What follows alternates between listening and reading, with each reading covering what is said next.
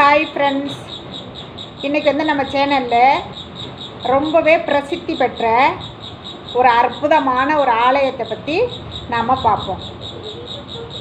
அதாவது அந்த ஆலயத்து பேர் வந்து பாலக்காட்டில் உள்ள பல்லசேனாவில் உள்ள ஸ்ரீ மீன்குளத்து பகவதி அம்மன் சேத்திரம். இந்த தல வரலாறை நாம் பார்க்குறதுக்கு முன்னாடி நம்மளுடைய சேனலை சப்ஸ்கிரைப் பண்ணாதவங்க சப்ஸ்கிரைப் பண்ணுங்கள், லைக் பண்ணுங்கள், ஷேர் பண்ணுங்கள், பெல் பட்டனை கிளிக் பண்ணுங்கள். வாங்க வீடியோக்குள்ளே போகலாம். இந்த பாலக்காட்டில் உள்ள ஸ்ரீ மீன்குளத்து பகவதி அம்மன் சேத்திரம் வந்து ஒரு 100 ஆண்டுகளுக்கு முன்னாடி நம்ம தமிழ்நாட்டை சேர்ந்த சிதம்பரத்தில் உள்ள ஒரு 3 ஃபேமிலி பல்லசேனாவுக்கு குடிபெயர்ந்திருக்காங்க. அதாவது அந்த 3 ஃபேமிலியுமே வந்து வணிக வியாபாரம் பண்ணுறவங்க. அந்த குடும்பத்தில் உள்ள ஒரு நபர் வந்து வைர வியாபாரம் பண்ணியிருக்காரு. இந்த மாதிரி பண்ணிக்கிட்டு இருக்கிற சூழ்நிலையில் பார்த்தீங்கன்னா தமிழ்நாட்டில் ரொம்பவே பஞ்சம், மழை இல்லை, மக்களிடத்தில் பணப்புழக்கம் இல்லை, ரொம்ப வறட்சியான ஒரு சூழ்நிலை. இந்த மாதிரி இருக்கும்போது தான் அவங்க வந்து இந்த இடத்துல நமக்கு சிதம்பரத்துக்கு வேண்டாம், வேறு எங்கிட்டாவது ஒரு செழிப்பான இடமா பார்த்து நம்ம போகலாம் அப்படின்னு சொல்லி அவங்க பார்க்கும்போது தான் இந்த பாலக்காட்டில் உள்ள பல்லசேனா வந்து ரொம்பவே செழிப்பான ஒரு பகுதி. இந்த இடத்த பார்த்து அவங்க இங்கே வரலான்னு சொல்லி டிசைட் பண்ணி இங்கே வந்துட்டாங்க. அப்போ அந்த வைர வியாபாரம் பண்ணுற நபர் வந்து அவர் வியாபாரத்துக்கு போகிறதுக்கு முன்னாடி மதுரைக்கு வந்து மதுரையில் உள்ள ஸ்ரீ மீனாட்சி அம்மனை வந்து தரிசனம் பண்ணிட்டு அதுக்கப்புறமா தான் அவர் வந்து வியாபாரத்துக்கு போயிட்டு இருந்திருக்காரு. இது இப்படியே அவரோட பழக்கமாகவே இருந்திருக்கு. நாளடைவில் அவருக்கு வந்து வயது முதிர்வு காரணமாக இந்த பல்லசேனாவுக்கும் வந்துட்டாங்க இல்லையா, சிதம்பரத்தில் இல்லை. அப்போ இங்கே பாலக்காட்டிலேருந்து மதுரைக்கு போகிறதுங்கிறது அவரோட உடம்பு வந்து அதுக்கு ஒத்துழைக்கலை. அந்த மாதிரி ஒரு சூழ்நிலையில் இவர் மதுரைக்கு போகிறாரு.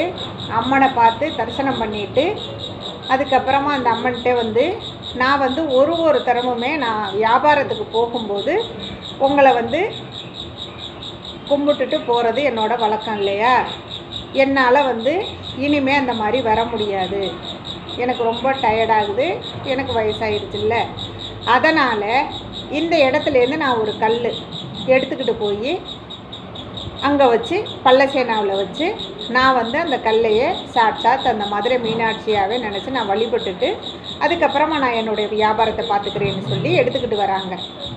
கொண்டாந்து வச்சா அதே மாதிரி அவங்க வந்து கும்பிட்டுட்டு வியாபாரத்துக்கு போகிறது வர்றது இது வழக்கமாகவே நடந்துக்கிட்டு இருக்கு. அப்போது ஒரு நாள் அவர் வந்து வியாபாரத்துக்கு போயிட்டு வரும் பொழுது அவருடைய அந்த பை, கொடை, இந்த மாதிரி பொருள்கள்லாம் வந்து ஒரு குளத்துக்கரை ஓரத்தில் வச்சுட்டு அந்த குளத்தில் குளிக்கிறாரு. குளிச்சுட்டு திரும்ப வந்து அந்த கொடை, பேக்கு இதெல்லாம் எடுக்கும்போது ரொம்பவே வெயிட்டாக இருக்குது, அவரால் எடுக்க முடியலை. அவர் திரும்ப ட்ரை பண்ணி பார்க்குறாரு, எடுக்க முடியலை. இது என்ன, இது இப்படி இருக்குது, நாம் தானே கொண்டு வந்து வச்சோன்னு சொல்லிட்டு வீட்டுக்கு போகிறாரு. வீட்டில் உள்ள நபர்கள்ட்ட போய் சொல்கிறாரு, இந்த மாதிரி என்னுடைய பையும் கொடையும் எடுக்கவே முடியலை, நான் எவ்வளோதோ ட்ரை பண்ணிட்டேன், எடுக்கவே முடியலைன்னு சொல்லி. அவங்கெல்லாம் ரொம்ப ஆச்சரியப்பட்டு எல்லாருமே வராங்க. வந்து அந்த பேக்கையும் கொடையும் எடுக்க அவங்களும் ட்ரை பண்ணுறாங்க, ஆனாலும் முடியலை, அவ்வளோ வெயிட்டாக இருக்குது. அப்போ இது என்னவா இருக்குன்னு சொல்லி அவங்கெல்லாம் வந்து குழம்பி போய் நிற்கும்போது ஒரு அசரீரி கேட்குது, நான் தான் மதுரை மீனாட்சி அம்மன், நீ என்ன தேடி இத்தனை வருஷம் வந்தல்ல, இப்போ உன்னோட உடம்பு ஒத்துழைக்கலை, நானே உன்னைய தேடி வந்துட்டேன் அப்படின்னு அந்த அசரீரி சொல்லுது. எனக்கு இந்த இடத்துல ஒரு ஆலயம் எழுப்பு, நான் இங்கே இருக்கேன்னு சொல்லுது. ரொம்பவே சந்தோஷம். எங்கேயாவது வந்து நாம் தான் கோயிலுக்கு போய் சாமியை கும்பிடுறோம், சாமியே நம்மளை தேடி வருது அப்படின்னா அது எவ்வளோ பெரிய பாக்கியம். அப்போ அவரோட பக்தி வந்து எந்த அளவுக்கு இருந்திருக்கு. அப்போ ரொம்ப நெகிழ்ச்சியில் எல்லாருமே அப்படியே வந்து அளவு கடந்த சந்தோஷம். அதுக்கப்புறமா அந்த இடத்துல ஆலயத்தை எழுப்புறாங்க. அவர் குளிச்சார் இல்லையா அந்த குளம், அந்த குளத்துல வந்து நிறைய மீன்கள் இருக்குது. அதனாலேயே அந்த இடத்துல அந்த கோயிலை கட்டிட்டு ஸ்ரீ மீன்குளத்து பகவதி அம்மன் அப்படிங்கிற ஒரு பேரோட அந்த தலம் வந்து இன்னைக்கு வரைக்கும் ரொம்பவே சிறப்பாக வழங்கிக்கிட்டு இருக்கு. இந்த தலத்தோட இன்னொரு சிறப்பு என்னன்னு பார்த்தீங்கன்னா, இந்த சேத்திரத்தோட இன்னொரு சிறப்பு, நாம் வந்து ஏதாவது ஒரு புதுசாக ஒரு பிஸ்னஸ் பண்ண போகிறோம், ஒரு தொழிலை ஆரம்பிக்க போகிறோம் அப்படின்னா இங்கே வந்து இந்த அம்மனை தரிசிச்சுட்டு போய் அந்த தொழிலை ஸ்டார்ட் பண்ணோம் அப்படின்னா ரொம்பவே வெற்றிகரமாக அந்த தொழில் வந்து வளர்ந்து வரும் அப்படிங்கிற ஒரு நம்பிக்கையும் இருக்குது. தொழிலில் வந்து நான் ஏற்கனவே ஒரு தொழில் பண்ணிக்கிருக்கேன், எனக்கு வந்து அந்த தொழில் வந்து ஒரு சக்ஸஸ்ஃபுல்லாக இல்லை, ரொம்பவே வந்து முடங்கிருச்சு அப்படின்னு சொல்லி ரொம்ப கவலைப்படுறவங்க இந்த ஆலயத்துக்கு வந்து இந்த அம்மனை வந்து தரிசிச்சுட்டு போனால் கண்டிப்பாக அவங்க தொழில் வந்து மேலோங்கி வரும் அப்படிங்கிறதும் ஒரு நம்பிக்கை இங்கே இருக்குது. நிறைய தொழில் பண்ணுறவங்க, பிஸ்னஸ்மேன்கள் அவ்வளோ பேர் இந்த கோயிலுக்கு ஒரு நாளும் வர்றாங்க. இன்னொரு சிறப்பு என்னன்னு பார்த்தா, ஒரு பொண்ணுக்கு மாப்பிள்ளை பார்க்குறாங்க, இல்லை ஒரு பையனுக்கு பொண்ணு பார்க்குறாங்க, எந்த வரனுமே சரியாக அமையலை, இந்த மாதிரி நினைக்கிறவங்க இந்த குளத்தில் வந்து குளிச்சுட்டு இந்த அம்மனை வந்து வழிபட்டுட்டு போனால் கண்டிப்பாக அவங்களுக்கு அந்த வரன் கைகூடி வரும் அப்படிங்கிற ஒரு நம்பிக்கையும் இங்கே வந்து இருக்குது. இந்த குளத்தில் வந்து மீன்கள் வந்து அப்படியே கலராக இன்றைக்கும் அவ்வளோ சூப்பராக இருக்குது, அவ்வளோ மீன்கள் இருக்குது. அந்த கோயிலை சுற்றி வர கடைகள் இருக்குது, சாயக்கடை இருக்குது, ஹோட்டல் இருக்குது, அர்ச்சனை சாமான் வாங்குகிற கடை இருக்குது. இந்த கோயிலுக்கு வர்றவங்க எல்லாருமே, கேரளாவிலே பொதுவாகவே இந்த அம்பலத்துக்கு வர்றவங்க எல்லாருமே வந்து சேத்திரத்துக்குள்ளே போகும்போது சட்டை வந்து ஆண்கள் வந்து சட்டையை கலட்டிட்டு தான் போகணும்.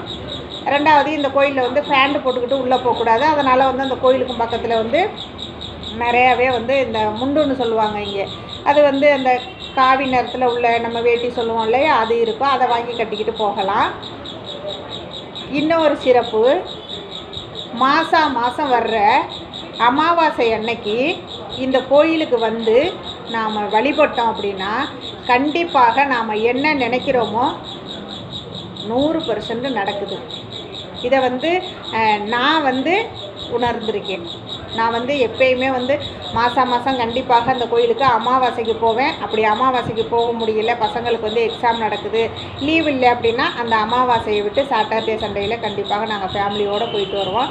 இதே மாதிரி நீங்கள் வந்து இந்த கோயிலுக்கு வரணும் அப்படின்னு நினச்சிங்கன்னா, இப்போ நீங்கள் எங்கேருந்து வந்தாலும் சரி, தமிழ்நாட்டிலேருந்து, சென்னையில் இருந்தா இல்லை கோயம்புத்தூர்லேருந்து எங்கேருந்து வந்தாலும் சரி, நேராக பாலக்காட்டில் வந்து இறங்கி பாலக்காட்டிலேருந்து ஒரு 18 கிலோமீட்டர் தூரம் தான் பல்லசேனா. பாலக்காட்டு பஸ் ஸ்டாண்ட்லேருந்து பல்லசேனாவுக்கு டவுன் பஸ் வருது. நேராக சேத்திரத்தோட வாசல்லே வந்து இறங்கிக்கலாம். அதுக்கப்புறம் நம்ம வந்து இந்த மீன்குளத்து பகவதி அம்மனை கும்பிட்டுட்டு வெளியில் வரும்போது அங்கே வந்து இந்த தேங்காய் உடைப்பாங்க. அங்கே ஒரு சன்னதி இருக்குது, பைரவர் சன்னதி. அந்த இடத்துல வந்து நாம் ஒரு தேங்காய் வாங்கி கொண்டு போய் கொடுத்தோம் அப்படின்னா நம்மளுடைய பேர், ராசி, நட்சத்திரம் இதையெல்லாம் சொல்லி நம்ம தலையை சுற்றிட்டு அந்த தேங்காயை உடைப்பாங்க. அப்போ நமக்கு ஏதாவது ஒரு பீடு இந்த மாதிரி சொல்லுவாங்கள்ல, திஷ்டி இந்த மாதிரிலாம் இருந்தால் விலகிரும் அப்படிங்கிறதும் ஒரு நம்பிக்கையாக எல்லாருமே இந்த கோயிலுக்கு வர்றவங்க எல்லாருமே இதை செய்வாங்க. அதுக்கப்புறம் அங்கே வந்து ஒரு 100 ரூபா கொடுத்தோம்னா ஒரு பாயசம் கொடுப்பாங்க. அதெல்லாம் பக்கத்துலேயே வந்து அர்ச்சனை சீட்டு. இன்னொரு 100 ரூபாய்க்கு வந்துட்டு 100 ரூபா கொடுத்தோம் அப்படின்னா ஒரு பட்டு புடவை மாதிரி சின்னதாக ஒரு இது கொடுப்பாங்க. அது வாங்கிட்டு வந்து நம்ம வந்து சாமிக்கு கொடுத்துட்டு அர்ச்சனை பண்ணிட்டு வரலாம். தேங்காய் பழம் எல்லாமே வந்து நீங்கள் டோக்கன் வாங்கிட்டு அந்த பக்கத்து ஒரு கோயிலில் வந்து கியூவில் நிற்கும் போதே அந்த சைடு ஒரு ரூம் இருக்கும். அங்கே தான் வந்து நமக்கு வந்து அர்ச்சனை பண்ணுறதுக்கு தேவையான அத்தனை சாதனங்களும் அங்கே தான் கொடுப்பாங்க. அதே மாதிரி இந்த பாயாச சீட்டும் அங்கே தான் வந்து நாம் வாங்கணும். ஹோட்டல் இருக்குது, சாப்பிட்டுக்கலாம், சாயக்கடை இருக்குது. இதுக்கப்புறம் நான் வந்து ரொம்ப தூரம் ட்ராவல் பண்ணி வந்துட்டேன், என்னால் உடனே திரும்பி போக முடியலை. அதாவது ஈவினிங் வந்து ஒரு 7 மணி வரைக்கும் தான் கோயிலேருந்து பஸ்ஸு போகும். அதுக்கு மேலே எனக்கு போக முடியாது அப்படின்னு சொன்னால் ஒரு பிரச்சனையும் கிடையாது. கோயிலுக்கு முன்னாடி ஆப்போசிட்லேயே வந்து பார்த்தீங்கன்னாக்க லாட்ஜ் இருக்குது. அது வந்து கோயிலை சேர்ந்தது. அங்கே வந்து ஒரு பெட்டு உள்ள ரூமு வந்து 300 ரூபா, டபுள் பெட்டு உள்ள ரூமு 500 ரூபா. அந்த ரூமில் தங்கிட்டு நீங்கள் மறுநாள் போகலாம். இல்லை எங்களுக்கு இன்னும் கொஞ்சம் ரிச்சாக வேணும், லாட்ஜ் வந்து கொஞ்சம் ஹை லெவலில் வேணும் அப்படின்னு சொன்னால் அந்த லாட்ஜுக்கும் பேக் சைடு பெரிய லாட்ஜ் இருக்குது, அங்கே போய் தங்கிக்கலாம். தங்கிட்டு நீங்கள் மறுநாள் வந்து சாமி கும்பிட்டுட்டு போகலாம். இந்த கோயில் வந்து பார்த்தீங்கன்னா காலையில் 5:30லேருந்து 10:30 வரைக்கும் நட திறந்துருக்கும். அதே மாதிரி ஈவினிங் வந்து 5:30லேருந்து 7:30 வரைக்கும் நட திறந்துருக்கும். நீங்கள் இந்த டயத்தில் எப்போ வேணாலும் வந்து சாமி கும்பிட்டுக்கலாம். சண்டே, ஃப்ரைடே இந்த மாதிரி நாட்களில் வந்துட்டு மக்கள் அதிகமாக வருவாங்க.